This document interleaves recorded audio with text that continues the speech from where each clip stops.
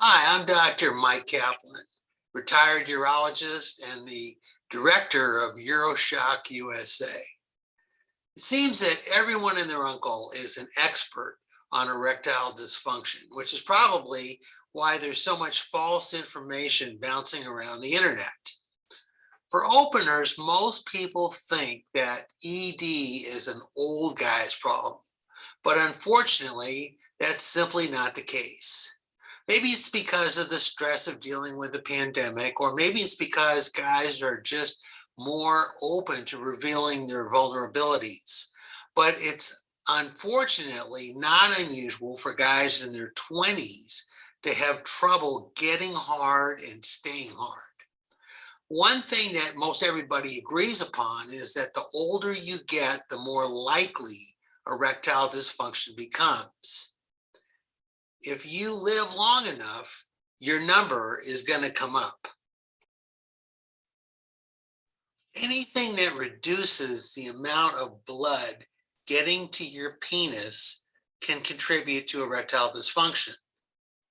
The most common medical conditions include diabetes, hypertension, heart disease, peripheral vascular disease, and neurological diseases, which include Parkinson's disease. Most recently, the biggest culprit seems to be obesity. And so what can you do to reverse erectile dysfunction? Is there anything you can do without taking any pills, without having any kind of surgery? Is there anything that you can do on your own for free? And the answer is a subject that's been ignored for way too long. You can fix your erectile dysfunction with other modalities which will help your overall health. Studies have shown that it's possible to reverse the processes to open up the blood vessels which are responsible for erectile dysfunction. Erectile dysfunction is actually frequently the first sign of significant heart disease. It's the same mechanisms that cause occlusion of the cardiac vasculature can occlude the small blood vessels that supply the penis. Patients with erectile dysfunction who have known risk factors or a family history of cardiac disease should undergo screening by a cardiologist or their primary care physician because, unfortunately, ED can be the first sign of significant underlying cardiac disease. So do the things that you should do anyways. Watch your diet, exercise, control your weight, and modify the amount of stress in your life.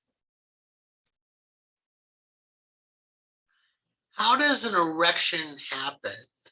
And the follow-up question to that, which is asked by all too many guys in their 20s and 30s these days, is how come my erections are soft now? They used to be rock hard. I used to be able to hang laundry off of my erection, and it just isn't as hard as it used to be. And it's pretty simple. An erection comes about when there's more blood flow into the corpora cavernosa than there is blood flow draining out. There can be a problem with the inflow pipes, which is the most common cause of erectile dysfunction. Something caused a blockage and less blood is flowing in. It's also possible for there to be a leak, which is termed venous leak. If enough blood is flowing in, however, that can compensate for a leakage. Most erection problems come about because of a blood flow problem. The blood flow is controlled by a complex neural mechanism and biochemical signals. The two most important biochemical signals are nitric oxide and phosphodiesterase type 5, and they have opposing roles.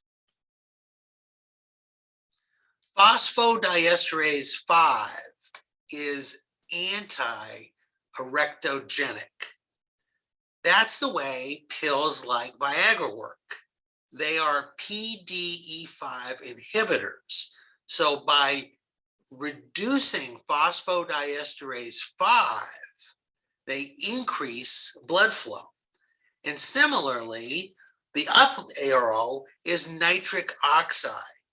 Nitric oxide is a pro-erection. So foods that are rich in nitrates, such as celery, lettuce, and spinach, may help to boost nitric oxide.